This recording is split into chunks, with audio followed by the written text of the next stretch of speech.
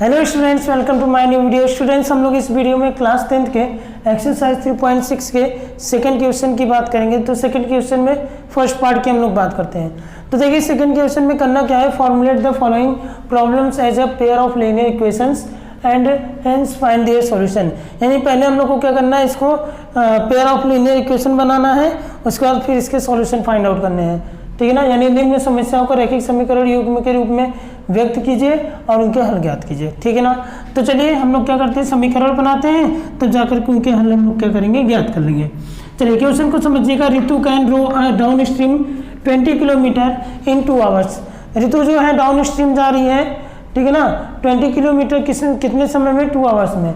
And up stream 4 kilometre in 2 hours, और up stream जा रही है कितना, 4 किलोमीटर कितने समय में, वही 2 आवर्स में। Find her speed of rowing in still water and the speed of the current. यानी स्पीड फाइंड आउट करना है ऋतु का, ठीक है ना, और इसके अलावा करंट की स्पीड फाइंड आउट करनी है। देखिए हिंदी मीडियम वाले समझ लीजिए, ऋतु धारा के अनुकूल 2 घंटे में 20 किलोमीटर तैर सकती है और धारा के प्रतिकूल 2 घंटे में 4 किलोमीटर तैर सकती है। तो यानी कि धारा के अनुकूल कितना, 20 किलोमीटर कितने समय में, 2 घंटे में धारा के अनुकूल, और धारा के प्रतिकूल 2 घंटे में कितना जा रही है, 4 किलोमीटर। तो स्थिर जल में तैरने की चाल तथा धारा की चाल ज्ञात कीजिए। समझ में देखिए, समझ में आया क्वेश्चन, ठीक है ना। धारा के अनुकूल जा रही है, धारा के अनुकूल जा रही है कितने समय में, 20 किलोमीटर, 2 घंटे में 20 किलोमीटर चली गई धारा के अनुकूल। लेकिन जब धारा के प्रतिकूल आ रही है, ठीक है ना, धारा के अनुकूल मतलब धारा के साथ साथ जा रही है, ठीक है ना। तो जब धारा के साथ साथ जाएगी तो 2 घंटे में 20 किलोमीटर जा रही है, ठीक है ना। और धारा के प्रतिकूल मतलब धारा इधर और 9 इधर जा रहा है, तो 2 घंटे में केवल 4 किलोमीटर ही जा सकी है। तो उसकी स्थिर जल में तैरने की चाल तथा धारा की चाल ज्ञात कीजिए, ठीक है ना। यानी कि एक बार जो ऋतु थी धारा के साथ साथ जा रही थी, तो उस समय 2 घंटे में 20 किलोमीटर चली गई, और एक बार ऋतु जो है वो धारा के विपरीत दिशा में जा रही थी, तो उस समय वो 4 किलोमीटर गई है 2 घंटे में, ठीक है ना। तो स्थिर जल में तैरने की चाल ज्ञात करनी है और धारा की चाल। तो चलिए हम लोग क्या करते हैं, ऋतु की चाल को कुछ मान लेते हैं और धारा की चाल को भी कुछ मान लेते हैं, ठीक है ना। तो let Ritu's speed in still water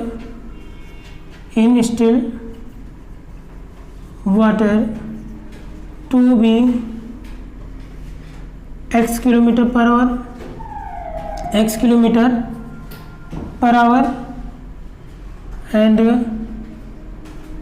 speed of current to be y kilometre per hour. Speed of current क्या है, y kilometre per hour. Hindi medium वाले क्या लिखोगे, माना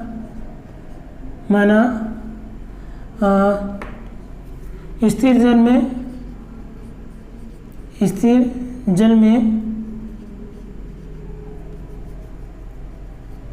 जल में ऋतु की तैरने की चाल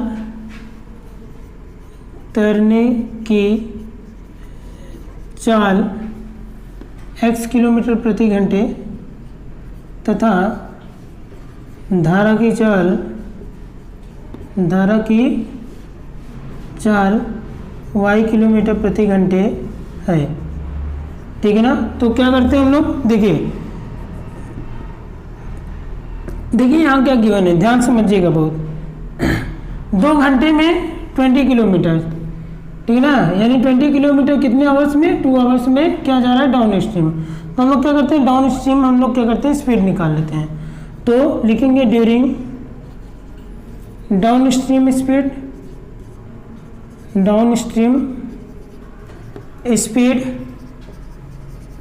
क्या हो जाएगा, x + y kilometre per our. Down stream में दोनों स्पीड क्या हो जाएगी, ऐड हो जाएगी। अरे धारा की स्पीड और जो ऋतु है दोनों की स्पीड क्या हो जाएगी, ऐड हो जाएगी डाउन स्ट्रीम के केस में। यानी कि अनुकूल स्थिति में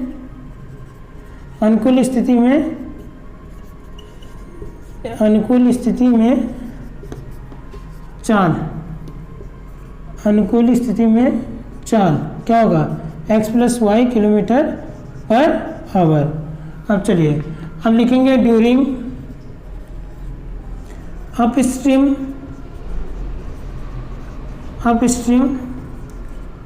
स्पीड क्या हो जाएगा x minus y kilometre per hour, यानी कि प्रतिकूल स्थिति में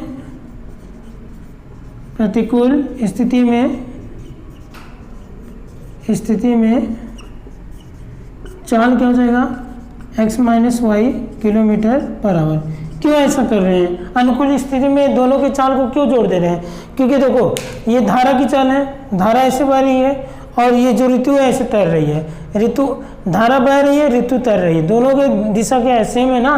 तो ऋतु को क्या करेगा, ऋतु को उस धारा की स्पीड से भी क्या मिलेगा, हेल्प मिलेगा, इसलिए दोनों की स्पीड को जुड़ जा रही है, दोनों की स्पीड क्या हो रही है, जुड़ जा रही है।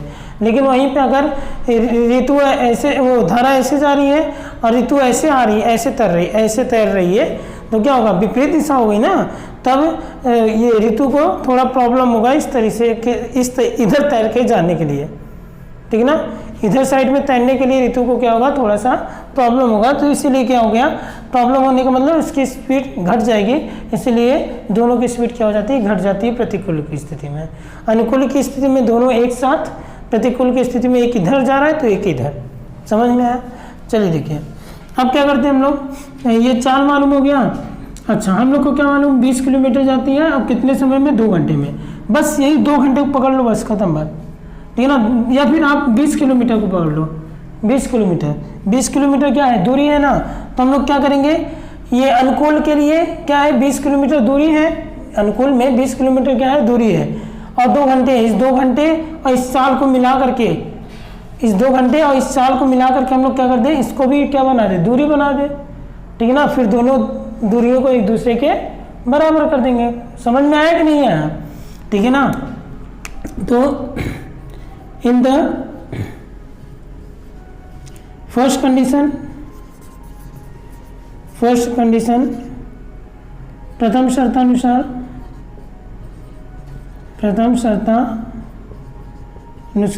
क्या बोला मैं ये बोल रहा हूँ, ये दूरी मालूम है आपको, ठीक है ना। तो चलो यहाँ पे दूरी लिख लो, ठीक है ना। अब ये 2 घंटे हैं और स्पीड कितनी है, अनुकूल x plus y, downstream में स्पीड कितनी है, डाउन स्ट्रीम में x प्लस वाई। तो बताइए ये टाइम दिया हुआ है डाउन स्ट्रीम में और ये स्पीड मालूम है, क्या इसको भी हम लोग डिस्टेंस बना सकते हैं, फॉर्मूला लगा करके, speed upon time, sorry speed into time, distance equal to क्या होगा, स्पीड इंटू टाइम। तो क्या करेंगे, 2 का x प्लस वाई से मल्टीप्लाई कर लेंगे, तो 2x प्लस वाई बराबर 20। कोई समस्या है यहाँ तक? देखिए 2 इसको डिवाइड कर देगा तो x plus y equal to क्या हो गया, 10 हो गया, ये हो गया पहला इक्वेशन। अब देखिए इन द सेकेंड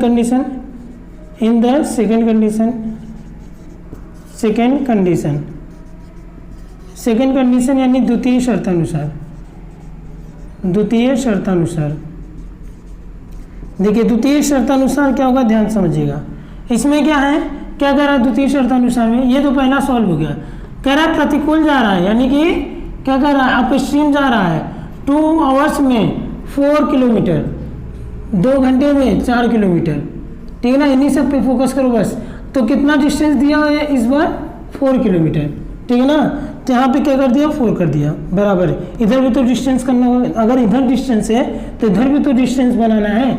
तो क्या करेंगे, हम डिस्टेंस बन जाएगा क्योंकि टाइम गिवन है हम लोग को, और इसके अलावा हम लोग को अप स्ट्रीम में यानी प्रतिकूल में हम लोग को चाल भी मालूम है। तो चाल गुणे समय यानी speed into time equal to क्या होता है, डिस्टेंस होता है। तो इधर भी डिस्टेंस बनाना है तो क्या करें, स्पीड इंटू टाइम कर दें। तो स्पीड क्या है, x माइनस वाई, और टाइम क्या बताइए, 2 घंटे फिर से। तो 2 दूना 4 यानी कि 2 से इसको डिवाइड कर दो तो x माइनस वाई बराबर क्या हो गया, 2। ये हो गया सेकेंड इक्वेशन। अब क्या करिए, अब देखिए दोनों को हम लोग क्या करें, सब्ट्रैक्ट कर लें। तो ऑन सब्ट्रैक्टिंग, क्यों सब्ट्रैक्ट कर रहे हैं, क्योंकि y का कोफिशिएंट, y का गुणांक क्या है, बराबर है। On subtracting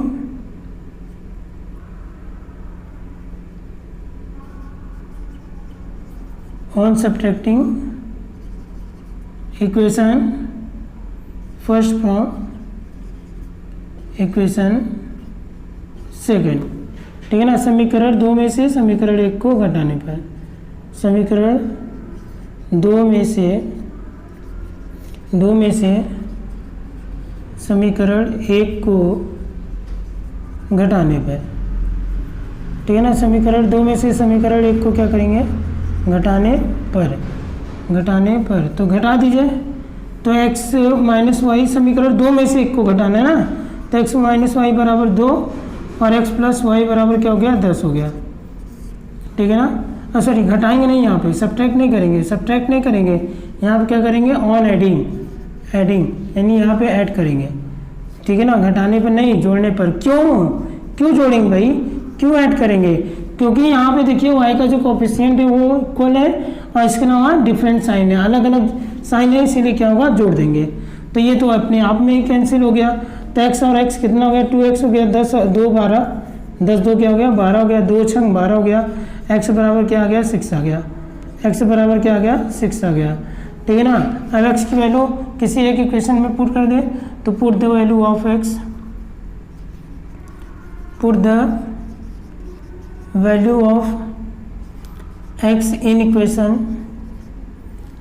first. तो x का मान समीकरण 1 में रखने पर,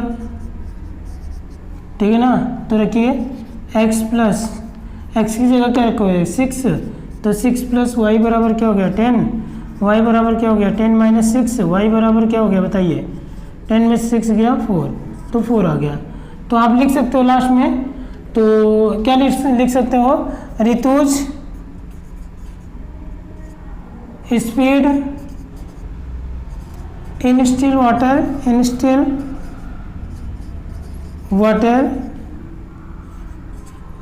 will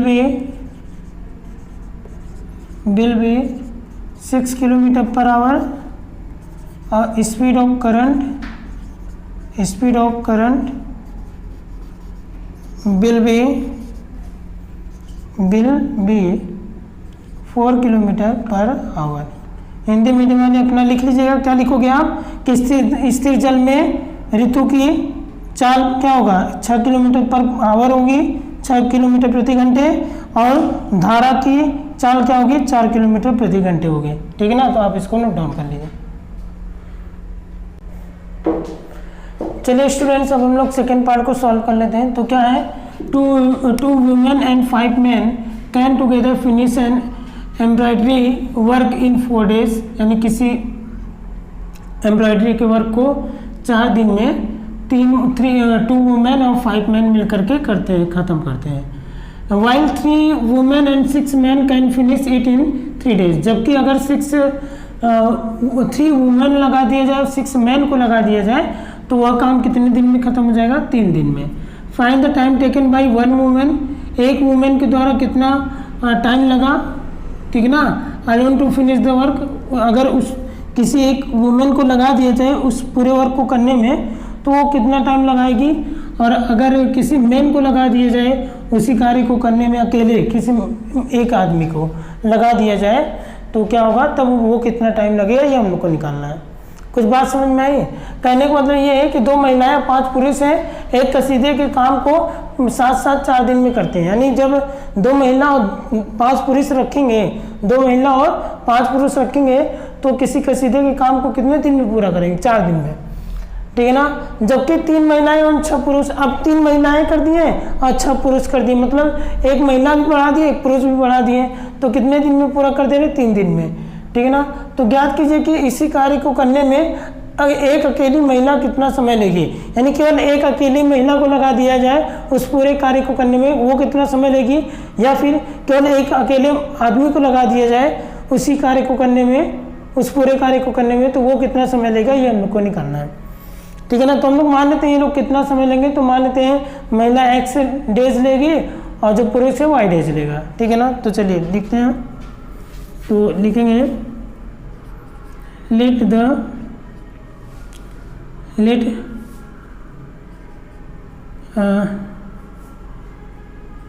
time taken by one women let time taken by one women to finish the work to be X days and क्या हो जाएगा, work to be X days, ठीक है ना, and time taken by one man to finish the work to be Y days, ठीक है ना। लड़के क्या मतलब हिंदी मीडियम वाले क्या लिखेंगे, इंग्लिश मीडियम वाले ये लिखेंगे, हिंदी मीडियम वाले क्या लिखेंगे कि माना एक महिला द्वारा पूरा कार्य, एक महिला द्वारा किसी कार्य को समाप्त करने में X दिन लगेंगे तथा किसी एक पुरुष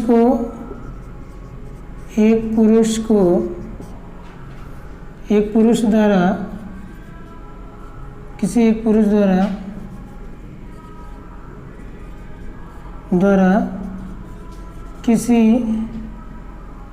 कार्य को समाप्त करने में Y दिन लगेंगे, ठीक है ना। ये हम लोग मान लेते हैं, ठीक है। अब देखो आप एक पढ़े होगे क्लास 8th में, आप क्या पढ़ोगे, आप 8th में ये पढ़े हो कि अगर कोई मैंने किसी मतलब कि कोई भी आदमी है वो किसी कार्य को 6 डेज में क्या कर रहा है, पूरा कर रहा है। किसी एक कार्य को कितने दिन में पूरा कर रहा है, 6 दिन में, ठीक है ना। या फिर हम ये कह सकते हैं 6 दिन में कोई आदमी जो कि 6 दिन में किसी एक कार्य को, किसी एक वर्क को क्या कर रहा है, कंप्लीट कर रहा है, किसी एक वर्क को क्या कर रहा है, कंप्लीट कर रहा है। तो एक दिन में क्या करेगा वो, 1/6 वर्क को कंप्लीट करेगा। कितने वर्क को कंप्लीट करेगा, एक दिन में। 6 दिन में पूरा वर्क कंप्लीट कर रहा है, तो एक दिन में कितना वर्क कंप्लीट करेगा, 1/6 वर्क, ठीक है ना। तो सेम चीज़ हम लोग यहाँ पे भी यही चीज़ लगाएंगे, ठीक है ना। तो X दिन में एक वर्क को पूरा कर रहा है, एक वर्क को पूरा करने में X दिन लग रहा है, तो एक दिन में कितने वर्क पूरा करेगा, तो 1/X हो जाएगा। क्लियर है ना, ठीक है ना। तो देखो अब हम लोग क्या समझते हैं, देखिए ध्यान से, 2 महिलाएं हैं और 5 पुरुष हैं, एक का सीधे का। तो बताइए एक महिला एक कार्य को X दिन में पूरा कर रही है, यानी एक वर्क को X डेज में फिनिश कर रही है, ठीक है ना। तो वो अगर मैं ये पूछूं कि एक दिन में कितना वर्क कर रही है, जैसे कि यहाँ मैं यहाँ मैं ये कह रहा था एक वर्क को पूरा करने में 6 दिन लग रहे हैं, 6 डेज लग रहे हैं, एक वर्क को पूरा करने में 6 दिन लग रहे हैं। तो एक दिन में कितना वर्क हुआ, 1/6। उसी तरीके से एक महिला द्वारा किसी वर्क को पूरा करने में X दिन लग रहे हैं, तो एक दिन में कितना करेंगे, तो 1/X। जैसे 1/6 यहाँ वैसे 1/X यहाँ। समझ में आया ना, ठीक है ना। तो क्या करेंगे, यहाँ पे लिखेंगे अकॉर्डिंग टू फर्स्ट कंडीशन,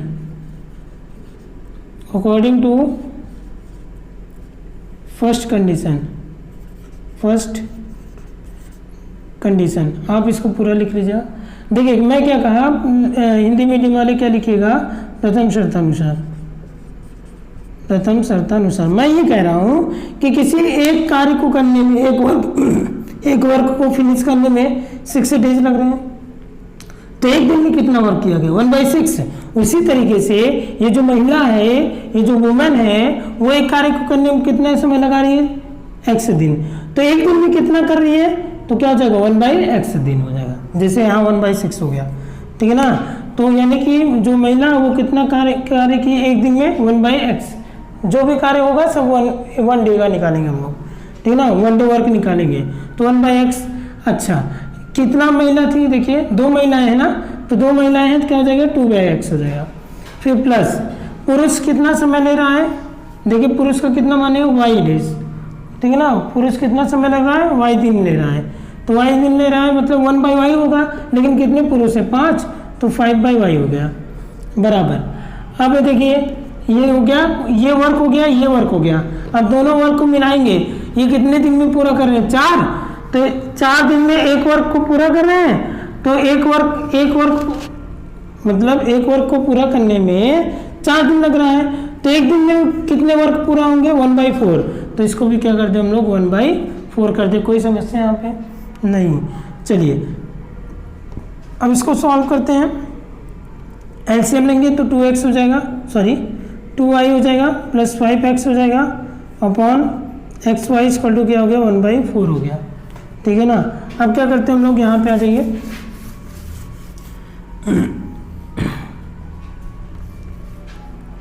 या फिर एक काम करते हैं हम लोग 1/x को लेट कर लेते हैं, let 1/x equal to a और 1/y इक्वल टू क्या हो जाएगा b हो जाएगा, ठीक है ना। तो इस तरीके से अगर ये वैल्यू पुट कर दें तो ये देखिए ये वैल्यू इसमें पुट कर दें तो क्या हो जाएगा 2a हो जाएगा प्लस 5b हो जाएगा इक्वल टू क्या हो जाएगा 1/4। समझ में आ रहा है ना। अब देखिए ये जाकर के 4 मल्टीप्लाई कर लेगा दोनों से, ठीक है ना, तो 4 2 8a हो गया और प्लस 20b हो गया इक्वल टू क्या हो गया 1 हो गया, इक्वल टू क्या हो गया यहाँ पर 1 हो गया, ठीक है ना। यहाँ पे पहला इक्वेशन ये बना था, लेकिन ना फ्रॉम इक्वेशन फर्स्ट, फ्रॉम क्या इक्वेशन फर्स्ट समीकरण 1 से, समीकरण 1 से, ठीक है ना। तो ये हो गया आपका पहला इक्वेशन, मतलब दूसरा, ठीक। चलिए आगे देखिए, अब प्रथम शर्त अनुसार हो गया according to second condition, according to second condition, ठीक है ना। इसको भी आप लिख लीजिएगा पूरा। तो द्वितीय शर्त अनुसार, द्वितीय शर्त अनुसार बताइए, द्वितीय शर्त अनुसार क्या कहा गया है, क्या है 6 पुरुष हैं और 3 महिलाएं हैं, तो 3 महिलाएं तो 3/x हो जाएगा और 6 पुरुष हैं तो 6/y हो जाएगा। समझ में आ रहा है ना, जैसे ये पहला बना है। इक्वल टू कितना समय लगा रहे हैं सब, देख लीजिए 3 दिन का, 3 दिन का मतलब 1/3 वर्क हो जाएगा, 1/3 वर्क हो जाएगा। अब देखिए ये क्या लिख सकते हैं 3a plus 6b equal to 1/3 होगा ना, 3 जाकर के मल्टीप्लाई कर लेगा तो 3 3 जा 9a प्लस 3 6 जा 18b इक्वल टू क्या हो गया 1 हो गया, इक्वल टू क्या हो गया 1 हो गया, ठीक है ना। यानी कि ये हम लोग को अगला इक्वेशन भी मिल चुका है, थर्ड इक्वेशन, ठीक है ना। अब क्या करते हैं, अब ध्यान समझिएगा, अब हम लोग जो करने वाले हैं इसके कोफिशिएंट को बराबर करेंगे, किसी एक के कोफिशिएंट को, ठीक है ना। तो किसके कोफिशिएंट को हम लोग बराबर करें हैं, क्या है यहाँ पर, यहाँ 20 है, यहाँ क्या है 80 है ना। तो अगर हम लोग b के कोफिशिएंट को बराबर करना चाहें, एक काम करते हैं हम लोग, ये a के कोफिशिएंट को बराबर कर देते हैं, ठीक है ना। इसमें 9 का मल्टीप्लाई कर देते हैं और इसमें 8 का, तो 8 9 जा 72 और 9 8 जा 72, ठीक है ना। तो हम लोग क्या करेंगे, यहाँ पे आप लिख सकते हो डायरेक्ट कि ये लिख सकते हो आपकी फर्स्ट इक्वेशन में, पूरा आप लिखिएगा, इतना शॉर्ट में मत लिखिएगा, ठीक है ना। या फिर आप ऐसे लिख लीजिएगा ऑपरेट, क्या ऑपरेट करना है, फर्स्ट इक्वेशन सेकेंड इक्वेशन में 9 का मल्टीप्लाई करना है और थर्ड इक्वेशन में आपका 8 का मल्टीप्लाई करना और दोनों क्या कर देना है सब्ट्रैक्ट कर देना है। सब्ट्रैक्ट इसलिए करेंगे दोनों की साइन क्या है अलग अलग है, ठीक है ना, ये चीज़ होगा। तो हिंदी मीडियम वाले लिख लीजिएगा कि समीकरण 2 में 9 से तथा समीकरण 3 में 8 से गुणा करके घटाने पर। तो चलिए देखिए इसमें क्या करिएगा, 9 का मल्टीप्लाई कीजिएगा, 9 8 जा 72 a प्लस फिर 9 का इसमें कीजिए 180 b इक्वल टू 9 हो गया। इसमें 8 का कीजिए तो 8 का करेंगे 8 9 जो 72 a हो गया। अब यहाँ पे 120, ठीक है ना, 18 का इससे मल्टीप्लाई करेंगे तो कितना हो जाएगा 144 हो जाएगा। और ये क्या हो गया b हो गया, और 8 का 1 से मल्टीप्लाई कीजिए तो क्या हो गया 1 हो जाएगा। समझ में आया इतना, ठीक है ना। अब देखिए ज़रा ध्यान से क्या हो जाएगा, सब्ट्रैक्ट कर रहे हैं तो ये हो गया ये गया। अब इन दोनों को सब्ट्रैक्ट कर दीजिए, सब्ट्रैक्ट करेंगे कितना आएगा 36, तो 36 b 9 में से 8 गया 1, तो b बराबर क्या हो गया 1/36। ये b की वैल्यू फाइंड आउट हो गई, ठीक है ना। क्या हो गया, वो b की वैल्यू हम लोग को फाइंड आउट हो गई थी। चलिए अब आगे देखिए क्या होने वाला है, ध्यान समझिएगा। इसको सही कर देते हैं हम थोड़ा सा, ठीक। अब देखिए b की वैल्यू पुट कर देंगे, क्या लिखेंगे, put the value of b, put the value of b in equation, किसमें, इन इक्वेशन, किसी भी इक्वेशन में रख देते हैं हम लोग। 1/36 है ना, तो इसमें रखते हैं जिससे 18 36 से डिवाइड हो जाए। तो चलिए इसमें रखते हैं, तो इन इक्वेशन थर्ड, ठीक है ना। तो क्या है 9a प्लस 18 इंटू 1/36 और इक्वल टू क्या हो गया 1 हो गया, ठीक है ना। 8 2 जा 30, 18 2 जा 36, तो 9a प्लस 1/2 हो गया और इक्वल टू 1 हो गया। ये जाएगा सब्ट्रैक्ट करेगा, 1 में से हाफ जाएगा तो हाफ बचेगा, तो 9a इक्वल टू 1/2 बच गया, तो a इक्वल टू 1/18 हो गया। a इक्वल टू क्या होगा 1/18 हो गया, ठीक है ना। अब जो वैल्यू लिए हो आप उसको वापस करोगे, a किसको लेट किए 1/x को ना, तो a की वैल्यू है आपके पास 1/18, तो 1/x a की जगह रखोगे और 1/18 इसको पलटो, ये भी पलट जाएगा, x बराबर क्या हो गया 18 हो गया।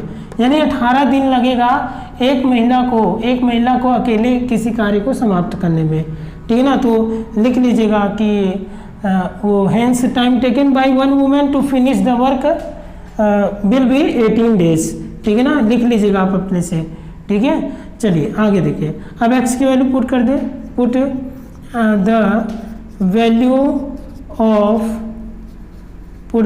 ऑफ अच्छा सॉरी ये तो नहीं करना है ना, ये नहीं करना है, b की वैल्यू रखिए डायरेक्ट बस। ये क्या हो गया 1/36 हो गया ना, तो b किसको माने हो आप 1/y को, तो 1/y इक्वल टू कितना हो जाएगा 1/36। अब इसको पलटोगे तो ये भी पलट जाएगा, तो y इक्वल टू कितना हो गया 36। तो देखिए इंग्लिश मीडियम वाले क्या लिखोगे, hence the time taken by one women to finish the work will be कितना days 18 days, and time taken by one man to finish the work, to finish यहाँ फिनिश होगा, to finish the work will be 36 days, ठीक है ना। Hindi medium वाले लिख लीजिएगा, एक महिला द्वारा किसी कार्य को समाप्त करने में 18 दिन लगेगा और एक पुरुष द्वारा किसी कार्य को समाप्त करने में 36 दिन लगेगा। आप इसको नोट डाउन कर लीजिए। चलिए स्टूडेंट्स, अब हम लोग एक्सरसाइज 3.6 के सेकेंड का थर्ड पार्ट की बात कर लेते हैं, जो कि इस एक्सरसाइज का लास्ट क्वेश्चन है। तो चलिए देखते हैं। देखिए क्या है, Ruhi travels 300 kilometre to her home partly by train and partly by bus. यानी अपने घर से Ruhi travels 300 kilometre to her home, यानी अपने घर से निकलती है 300 किलोमीटर की दूरी के लिए, जिसमें कुछ ट्रेन से जाती है कुछ दूरी और कुछ दूरी बस से जाती है। सी टेक्स 4 आवर्स, वो 4 घंटे लेगी यदि, कब 4 घंटे लगी, यदि if she travels 60 kilometre by train, यदि वो 60 किलोमीटर ट्रेन से जाए, एंड रिमेनिंग और जो बचा हुआ है वो बस से जाए, तो कितना समय लेगी 4 घंटे का। If she travels 100 kilometre by train, अगर वो 100 किलोमीटर ट्रेन से जाएगी, दूसरा कंडीशन आ चुका है, एंड द रिमेनिंग बाय बस, और बचा हुआ बस से जाएगी, तो अब वो कितना लेगी 10 मिनट अधिक समय लेगी। क्या करेगी 10 मिनट अधिक समय लेगी, ठीक है ना। तो find the speed of the train and the speed of the bus separately, यानी स्पीड ऑफ द ट्रेन और स्पीड ऑफ द बस क्या करना है, हम लोग को फाइंड आउट करना है। तो देखिए अब हिंदी में समझ लेते हैं। रूही 300 किलोमीटर दूरी पर स्थित अपने घर जाने के लिए कुछ दूरी रेलगाड़ी द्वारा जाती है और कुछ दूरी बस द्वारा, यानी 300 किलोमीटर दूरी जाना है, लेकिन कुछ दूरी रेलगाड़ी द्वारा जाएगी और कुछ दूरी बस द्वारा जाएगी। यदि वह 60 किलोमीटर रेलगाड़ी द्वारा तथा शेष बस द्वारा यात्रा करती है। 60 किलोमीटर रेलगाड़ी द्वारा जाती है और बचा हुआ जो दूरी है 300 में से 60 घटा दिए 240 जो होगा, 240 किलोमीटर किसके द्वारा जाएगी? बस के द्वारा। तो इसे 4 घंटे लगेंगे। यदि वह 100 किलोमीटर रेलगाड़ी तथा शेष बस से यात्रा करेगी तो आप उसे 10 मिनट और अधिक लेंगे। मतलब अभी इससे पहले 4 घंटे लग रहे थे, अगर वो 100 किलोमीटर रेलगाड़ी से गई और बचा हुआ बस से गई तो 10 मिनट अधिक लगेगा बस, यानी 4 घंटे से 10 मिनट अधिक लग जाएगा। तो रेलगाड़ी एवं बस की क्रमशः चाल ज्ञात कीजिए। ठीक है, चलिए हम लोग करते हैं। तो लिखेंगे let the speed of train and bus to be x kilometre per hour and y kilometre per hour respectively.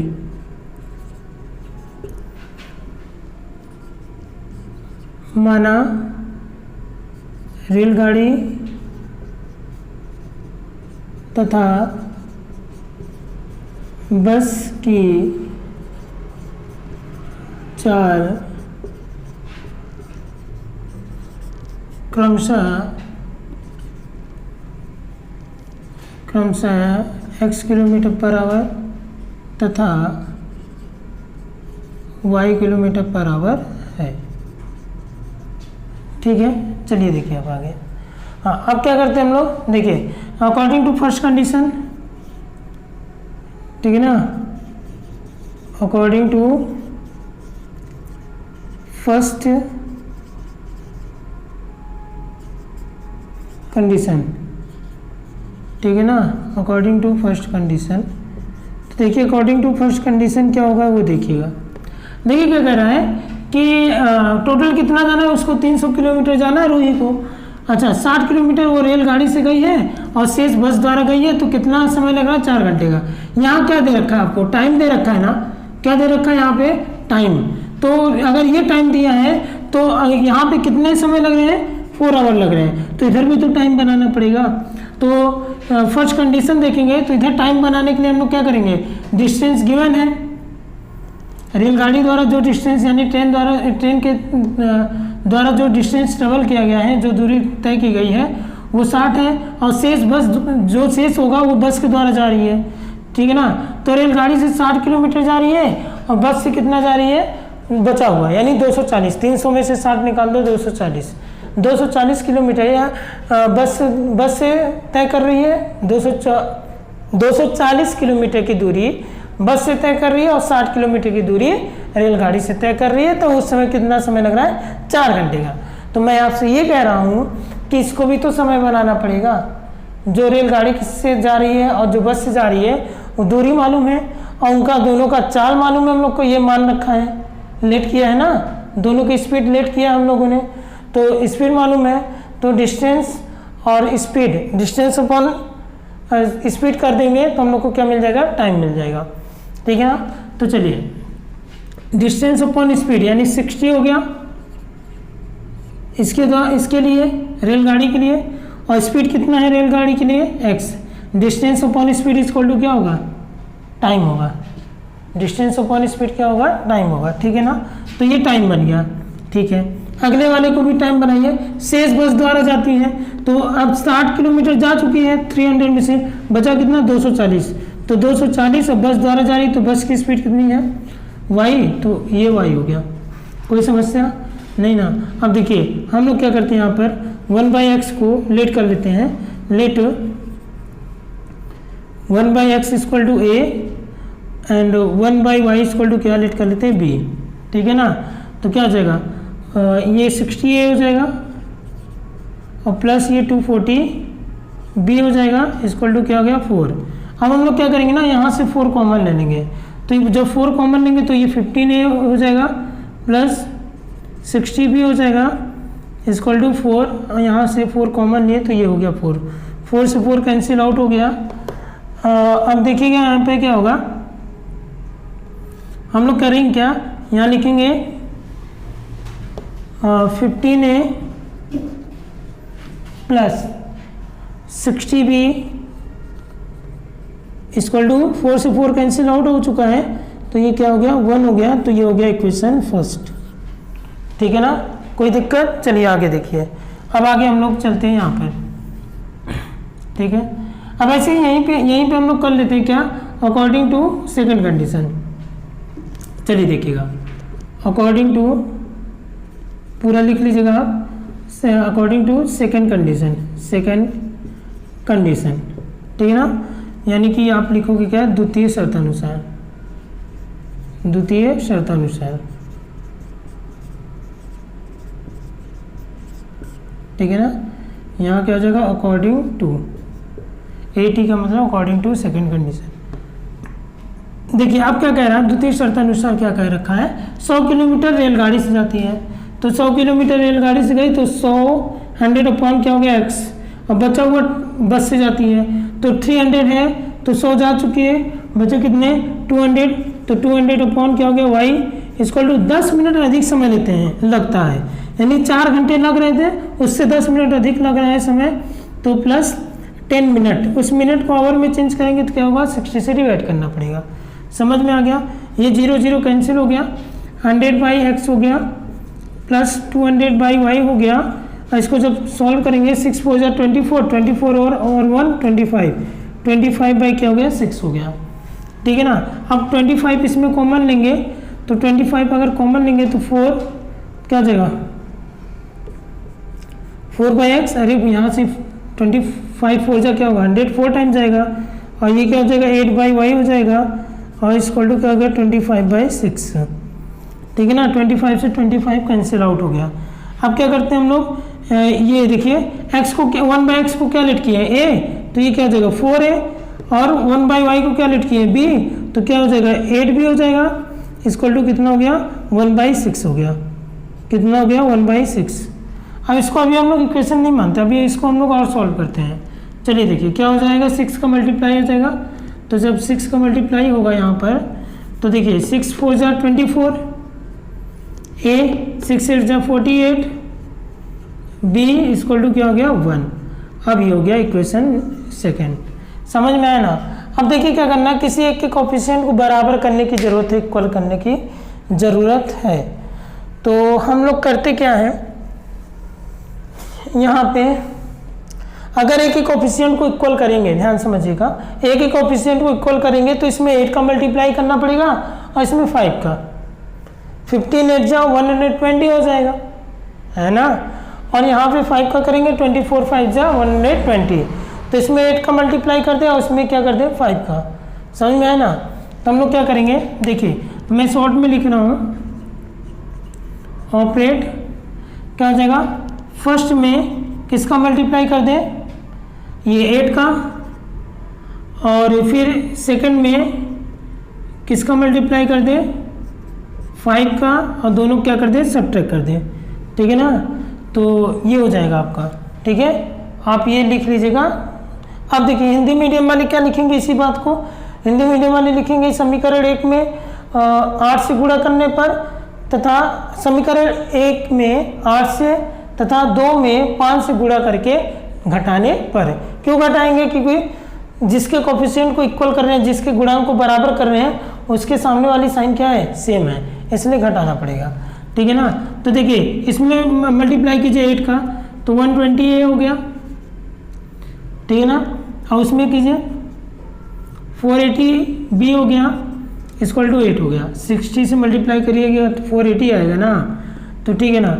अब इसमें 5 को मल्टीप्लाई कीजिए 120 हो गया, प्लस इसमें 5 का कीजिए तो 5 8 जा 40, 5 8 जा क्या 40, अब 5 4 जा 20, 24 कितना हो गया 240 हो गया।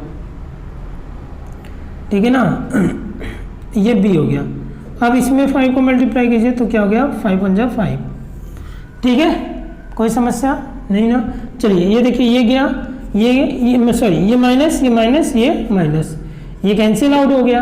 अब इसको सब्ट्रैक्ट कर दीजिए। इसको जब हम लोग सब्ट्रैक्ट करेंगे तो इसमें क्या करना पड़ेगा, क्या हो जाएगा, 240 आ जाएगा, आएगा ना 240b, ठीक है ना, 240b हो गया। अच्छा, अब 8 में से 5 गया, कितना आएगा, 3 आएगा। समझ में आ रहा है? तो b इक्वल टू कितना हो जाएगा, 3/240। इसको डिवाइड कीजिए तो b equal to 1/80। b equal to कितना हो गया, 1/80। अब b की वैल्यू पुट कर दे किसी एक इक्वेशन में, तो put the value of b in equation. देखते हैं किस इक्वेशन में आसान पड़ेगा हम लोग को रखने पर। तो 80 है ना, तो b की वैल्यू है, ठीक है, तो इसमें रख देते हैं हम लोग, ठीक है ना, इन इक्वेशन फर्स्ट। तो क्या हो जाएगा, आप हिंदी मीडियम वाले लिख लीजिएगा कि b का मान समीकरण 1 में रखने पर, तो 15a और प्लस 60b की जगह 1/80, ठीक है ना, और इक्वल टू क्या हो गया, 1 हो गया, 0 0 कैंसिल, तो 15a इक्वल टू 6/8 बचेगा ना, तो 1 - 6 क्या हो जाएगा, 8 हो जाएगा, ठीक है ना। तो 8 1 जा 8, 8 में 6 गया, 2/8, तो 15a इक्वल टू क्या हो जाएगा, 2/8 हो जाएगा, क्या हो जाएगा, 2/8 हो जाएगा। अब क्या हो जाएगा, इसको सॉल्व करेंगे तो 15a इक्वल टू कितना हो जाएगा, 1/4, यानी a इक्वल टू कितना हो जाएगा, 1/60 हो जाएगा। a इक्वल टू कितना मिल गया आपको, 1/60 मिल गया। एक बात बताइए मुझे, अब हम लोग का काम क्या है, a की वैल्यू वापस करनी है, तो a इक्वल टू 1/60 है ना, एक इसको लेट किया हम लोग 1/x को, तो 1/x इक्वल टू 1/60, इसको पलट दीजिए तो x बराबर क्या हो गया, 60 आ गया, x बराबर क्या आ गया, 60 आ गया। अब ऐसे ही b वाला लिखिएगा, b इक्वल टू कितना, 1/80 है ना, b किसको लेट किया, 1/y को, तो 1/y इक्वल टू कितना हो जाएगा, 1/80 हो जाएगा। इसको पलट दीजिए तो y ये भी पलट जाएगा, तो y इक्वल टू कितना हो गया, 80 आ गया, ठीक है ना। तो लिखेंगे hence the speed of train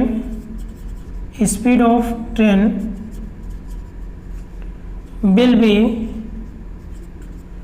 B x को लेट किया हो ना, स्पीड ऑफ ट्रेन, तो 60 km/h,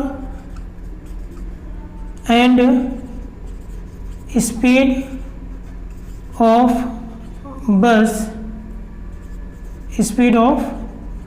बस विल बी 80 km/h, ठीक है ना। हिंदी मीडियम वाले लिख लीजिएगा कि रेलगाड़ी की चाल 60 किलोमीटर प्रति घंटे होगी और जबकि बस की चाल 80 किलोमीटर प्रति घंटे होगी। तो ये आपका एक्सरसाइज क्या हो गया, कंप्लीट हो गया, नोट डाउन कर लीजिए।